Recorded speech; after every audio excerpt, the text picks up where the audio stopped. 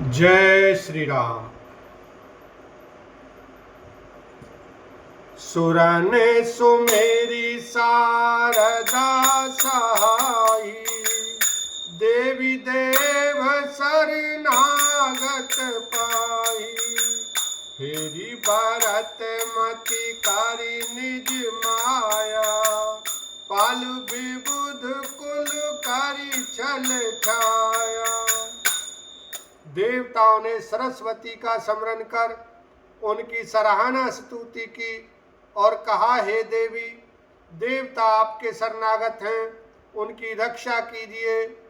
अपनी माया रचकर भरत जी की बुद्धि को फेर दीजिए और छल की छाया कर देवताओं के कुल का पालन रक्षा कीजिए। विबुध विनय सुनी देवी सयानी, बोली सुर स्वारथ जड़ जानी। मोसन कहु भारत मति फेरू, लोचन सहस न सूझ सुमेरु। देवताओं की विनती सुनकर और देवताओं को स्वार्थ के वश होने से मूर्ख जानकर बुद्धिमती सरस्वती जी बोली, मुझसे कह रहे हो कि भरत जी की मति पलट दो। हजार नेत्रों से भी तुमको सुमेरु नहीं सूझ पड़ता। विधिहारी हर माया बड़ी भारी, सोन भरत मति सकई निहारी। सोमति मोहि कहत करु भोरी, चंदन कर की चंड कर चोरी। ब्रह्मा विष्णु और महेश की माया बड़ी प्रबल है, किंतु वह भी भरत जी की बुद्धि की ओर ताक नहीं सकती। उस बुद्धि को तुम मुझसे कह रहे हो कि भोली कर दो, बुलावे में डाल दो। अरे चांदनी कहीं प्रचंड किरण वाले सूर्य को चुरा सकती है। भरत हृदय सिय राम निवासु, तह कित मिर्जह तारनि प्रकाशु। अस कही सारद गई विधि लोका, विबुध विकल निशिमान कोका। भरत जी के हृदय में श्री सीताराम जी का निवास है। जहाँ सूर्य का प्रकाश है वहाँ कहीं अंधेरा रह सकता है। ऐसा कहकर सरस्वती जी ब्रह्मलोक को चली गईं। देवता ऐसे व्याकुल हुए जैसे रात्रि में चकवा व्याकुल होता है।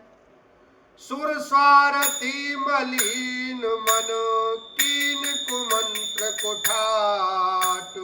रचि प्रपंच माया प्रबल, भय भ्रम अरति उचाट। लखन सिया राम जय जय राम। मलिन मन वाले स्वार्थी देवताओं ने बुरी सलाह करके बुरा ठाठ षड्यंत्र रचा। प्रबल माया जाल रचकर भय भ्रम अप्रीति और उच्चाटन फैला दिया। करी कुचाली सोचत सुर राजू, भरत हाथ सब काजु अकाजु। गए जनकु रघुनाथ समीपा, सन्माने सब रवि कुल दीपा। कुचाल करके देवराज इंद्र सोचने लगे कि काम का बनना बिगड़ना सब भरत जी के हाथ है। इधर राजा जनक जी मुनि वशिष्ठ आदि के साथ श्री रघुनाथ जी के पास गए। सूर्य कुल के दीपक श्री रामचंद्र जी ने सबका सम्मान किया। समय समाज धर्म अविरोधा, बोले तब रघुवंश परोधा। जनक भरत संवाद सुनाई, भरत कहाउति कही सुहाई। तब रघुकुल के पुरोहित वशिष्ठ जी समय समाज और धर्म के अविरोधी अर्थात अनुकूल वचन बोले। उन्होंने पहले जनक जी और भरत जी का संवाद सुनाया, फिर भरत जी की कही हुई बात सुंदर बात कहीं सुनाई।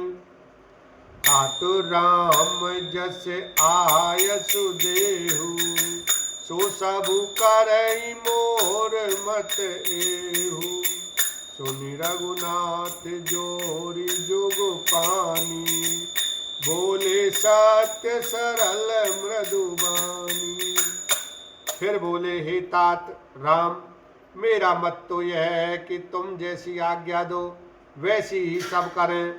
यह सुनकर दोनों हाथ जोड़कर श्री रघुनाथ जी सत्य सरल और कोमल वाणी बोले, विद्यमान आपन मिथिलेषु, मोर कहब सब भांति भजेषु। राउर राय रजायसु होई, राउरी शपथ सही सिर सोई। आपके और मिथिलेश्वर जनक जी के विद्यमान रहते मेरा कुछ कहना सब प्रकार से बद्धा अनुचित है। आपकी और महाराज की जो आज्ञा होगी मैं आपकी शपथ करके कहता हूँ वह सत्य ही सबको शिरोधार्य होगी। राम शपथ सुनि मुनि जनको, सकुचे सभा समेत। सकल बिलोकत भरत मुखो, बनई न उतरु देत। लखन सिया राम जय जय राम। श्री रामचंद्र जी की शपथ सुनकर सभा समेत मुनि और जनक जी सकचा गए, स्तंभित रह गए, किसी से उत्तर देते नहीं बनता। सब लोग भरत जी का मुंह ताक रहे हैं। सभा सकुच बस भरत निहारी, राम बंधु धारी धीरज भारी। कुसुमऊ देख सनेहु समारा, बढ़त बिंदी जिमि घटत विहारा। भरत जी ने सभा को संकोच के वश देखा।